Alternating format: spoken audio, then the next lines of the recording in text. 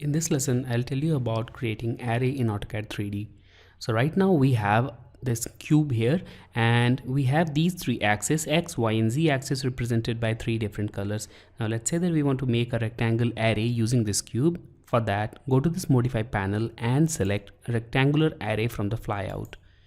Now click on the cube and press enter. You'll notice that a temporary array will be created. Now this array will have the default number of columns and rows and as well as levels, but we can change this value from this array creation ribbon. In order to change number of columns, click here and change its value to, let's say, 5 and press tab key, and you can see the result directly in the drawing area. So right now we have these 5 columns. Now let's say we also want to change number of rows. Let's change it to 4, and also we want to change number of level. This will be changed along z axis, so let's change it to 3 and press tab key, and the change is directly reflected here.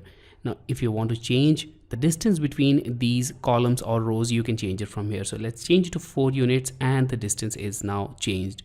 If you want to reverse the direction, then you can change the distance from positive value to negative value.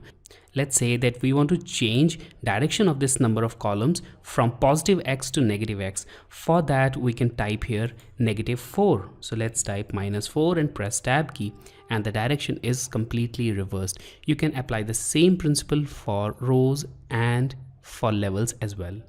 Now, if you want to make this array associative so that this can be modified, then make sure this associative option is checked. So let's click on this associative option and click on close array. Now, even when you are out of this array command, you'll be able to edit it just by clicking on any component. Once you click on it, you'll notice again that the array tab will appear and you'll be able to modify these settings again. So let's again click on close array to exit this. Now let's move on to polar array. Here we have same axis system, and here we have the same cuboid, but this time the cube, and here we have the same cube, but this time the cube is not present on the origin. It is somewhere hanging in the first quadrant.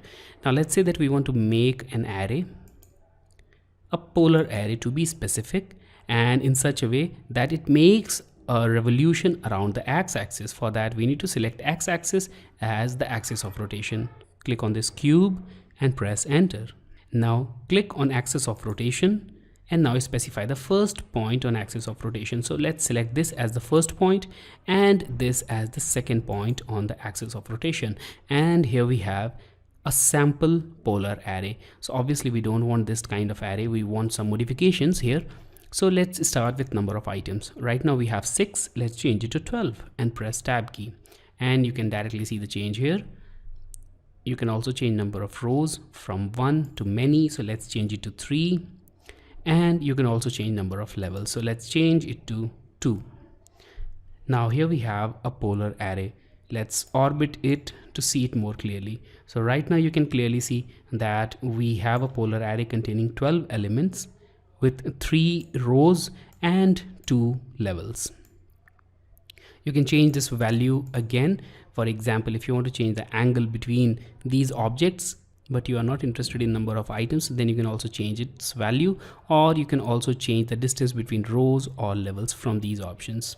And as we have seen in the previous rectangular array case, that if you want to keep it customizable, then you need to make sure that associative option is checked. So in this case as well, when you select associative option, the array will remain customizable, and after selecting the array, you can again go back to array creation tab and you can change the values. For example, let's now change the value of this row field to 1, and let's again change this value to 16 and press tab key, and also let's change number of level to 1, press tab key and click on close array. So now here we have this polar array.